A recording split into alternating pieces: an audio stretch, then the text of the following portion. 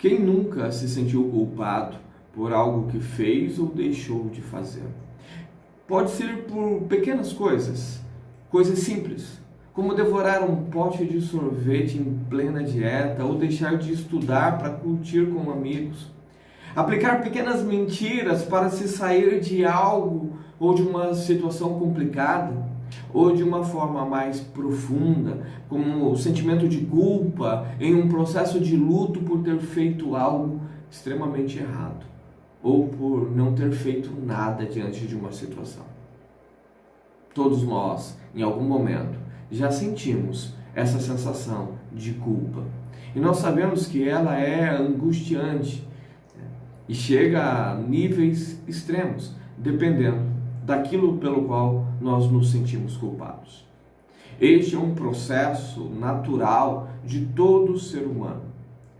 Isso faz com que ele se ajuste e ele tenha ali condutas mais assertivas. Isso é benéfico. Mas chega a uma determinada situação em que muitas vezes isso se torna um destempero muito grande na vida da pessoa e leva esta pessoa a viver dias terríveis e até a morte. Quando nós olhamos para o texto bíblico que vai falar sobre a traição de Judas para com Jesus, quando ele se dá conta de que ele havia feito algo errado, a culpa o afetou de tal forma, mas de tal forma, que ele tirou a própria vida. A culpa, ela sempre vai nos acompanhar quando nós fizermos algo errado. Talvez no primeiro momento, não. No primeiro momento, quando Judas praticou a traição, quando ele recebeu por aquilo, quando ele beijou ali Jesus, estava tudo bem, estava tudo tranquilo, ele talvez até fizesse planos daquilo que ele iria fazer com aquelas moedas, com aquele prêmio todo que ele estava recebendo. Mas chega um determinado momento em que ele olha para a situação e ele diz: fiz algo terrivelmente errado. E aí bate nele a culpa, o sentimento de culpa vem tão forte, mas tão forte, que o leva a se enforcar. Ele vai, devolve o dinheiro, mas a devolução do dinheiro não tira o peso da sua culpa. Não tira o peso da culpa. Então ele vai e se enforca. Ele se enforca. Porque este é o tamanho do efeito dos nossos erros nas nossas vidas. O tamanho do efeito. Quando nós fazemos algo errado, quando nós decepcionamos pessoas, quando nós violamos regras, quando nós estabelecemos nossos próprios padrões para a gente fugir dos padrões que nós estamos violando, chega um determinado momento que a culpa vem de uma forma avassaladora nas nossas vidas e nos arrebenta. Com o seu marido, com a sua esposa, não é diferente. No primeiro momento, sim, eles não percebem que fizeram algo errado. E eles trabalham a sua mente de forma a dizer: não, o que foi feito está certo, para que eles não sejam tomados pela culpa, por este sentimento que diz: você fez algo errado. Então eles vão trabalhar a sua mente, criando outras concepções do que é certo, do que é errado, trabalhando a proximidade de outras pessoas, a empatia de outras pessoas. Por que é que você acha que muitas pessoas que antes pregavam algo e agora pregam completamente diferente, buscam a aceitação das pessoas? Para que o peso nas suas consciências não venha. Para que eles não se sintam culpados por algo que estão fazendo, por algo que estão cometendo. As pessoas estão sempre em busca de aceitação, de proximidade com outras pessoas, para que validem as suas atitudes e eles não sintam esse peso na consciência. Porque esse peso na consciência, esse é angustiante, ele é terrível, ele sufoca. Queridos, chega um momento que você não consegue respirar. Todos nós já sentimos em alguma fase da nossa vida esse sentimento de culpa. E aí vai depender, esta angústia que nós sentimos, vai depender exatamente de qual é a gravidade do ato praticado, ou daquilo que você deixou de fazer. Qual é a gravidade?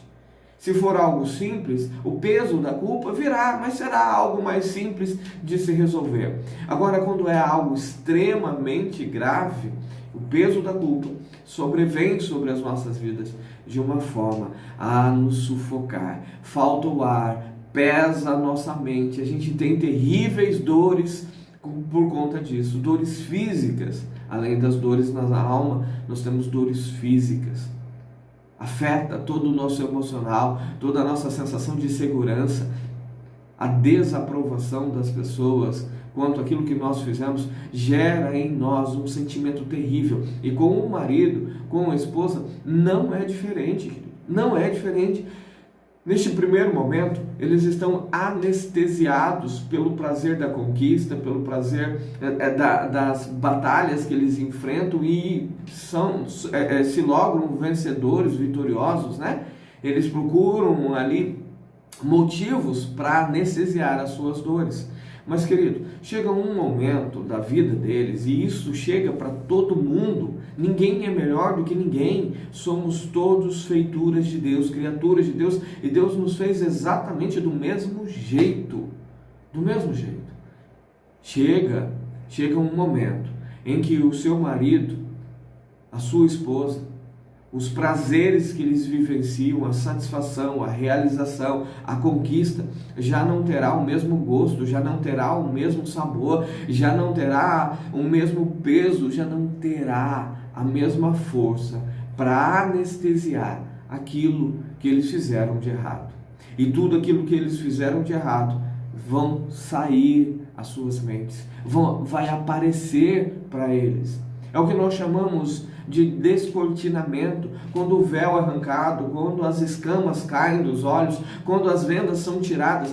É este o processo que nós estamos falando, o processo de reconhecimento, de fiz algo errado, e isso pesar neles, pesar mesmo. Isso provoca dores, sentimentos angustiantes, vontade de sumir da face da terra, vergonha. Eles sentirão profunda vergonha pelo que fizeram. Aquele desespero de não saber o que fazer, de estar em meio a uma situação na qual eles mesmos se colocaram e eles não sabem como sair. Aí aparece a culpa por ter feito algo errado com você, e aparece a culpa de eles deixarem aquilo que eles formaram agora, mulher estranha, homem estranho, família, filhos, deste relacionamento adúltero. Surge esse peso na consciência deles fazerem a mesma coisa que fizeram com você. Isso é angustiante, muitas vezes paralisante. Por isso que muitos maridos e esposas querem, mas não querem ao mesmo tempo. Falam que vão, mas não vão. Dão uma certeza, uma promessa para você e recuam no dia seguinte, no momento seguinte, porque eles estão divididos, seus sentimentos estão paralisando, o peso da culpa os paralisa de tal forma que eles não conseguem ir para um lado nem para o outro, nem para frente nem para trás, não conseguem avançar, mas também não conseguem recuar, não conseguem dar um passo certeiro. Tudo que eles fazem, eles comprometem, eles tocam e sujam e mancham e ferem, porque eles estão feridos e machucados, não conseguem caminhar em direção a nada por conta do peso na consciência. E isso chama-se remorso. Quando o peso na consciência ele é paralisante, quando o peso na consciência traz dor, traz esse sentimento de angústia, mas não motiva a viver uma vida diferente, isso é remorso. Fica remoendo aquela dor, remoendo os erros que fizeram e tentam de forma desesperada culpar você, culpar o outro, culpar a sociedade, culpar o mundo, culpar Deus pelo que eles estão vivendo. Mas o fato é simples, ainda não chegou o arrependimento, estão ainda na dor, na angústia, na tristeza. Quando vão deitar, mancham seus travesseiros com lágrimas. Sentimento de depressão, de tristeza, perda de apetite, ou um apetite desenfreado. Eles vivem dias de tormento, querido. Muitas vezes vão postar fotos, vão sair, vão viajar, vão viver as delícias desta terra para tentar aplacar o peso na consciência. Pergunte a quem hoje busca por restauração de casamento, mas que foi ele que deu causa à separação por ter traído. Há inúmeras pessoas que hoje buscam por restauração dos seus casamentos, mas foram exatamente elas que traíram, que feriram, que machucaram. Pergunte a elas qual é a sensação. Pergunte a elas se não bate um desespero. Graças ao nosso bom Deus e à ação do Espírito Santo na vida dessas pessoas, hoje elas entendem, elas assumem a responsabilidade dos seus erros e procuram consertar. Passou, a dor não gerou apenas remorso, mas sim arrependimento, porque foi uma dor que Deus incutiu nelas, para que elas pudessem chegar ao arrependimento, que é a fase de querer mudar, transformar tudo o que fizeram de errado e agora fazer a coisa correta. Não culpam este nem aquele, culpam a si mesmo, assumem a responsabilidade pelos seus erros e procuram consertar tudo aquilo que fizeram, porque é para isso que serve o sentimento de consciência pesada, para que eu e você venhamos a consertar. Mas muitas vezes teu marido e a tua esposa sentirão esse sentimento, essa angústia, essa tristeza profunda, essa agonia na alma, essa infelicidade, porque causaram dores a outras pessoas, feriram, machucaram, e são sim pessoas que sentem isso, sabem que erraram, mas que vão procurar de todas as formas maquiar esse sentimento. Ainda não chegou o arrependimento para eles, e é por isso que você deve orar, é por isso que você deve clamar, é por isso que você deve jejuar e orar todos os dias, para que Deus os acometa, sim, de um sofrimento segundo Deus, porque o seu sofrimento segundo Deus vai levar o teu marido ao arrependimento, a consertar aquilo que está errado, e não simplesmente sofrer com o erro que praticou, mas de nada gerar mudança.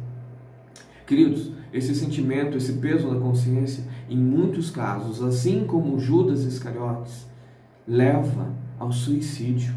Tem pessoas que estão vivendo uma dor terrível em suas almas, que gerou um remorso terrível, mas que não fazem absolutamente nada para mudar, porque este sentimento, esse sofrimento, é apenas sofrimento deles próprios, não um sofrimento divino. Sofrem por si apenas, mas não por entender a gravidade do erro praticado e que há solução para este erro. Essas pessoas se suicidarão, essas pessoas tirarão as suas próprias vidas, essas pessoas se ferirão das piores maneiras possíveis, essas pessoas têm apenas remorso e não arrependimento, mas há solução para elas.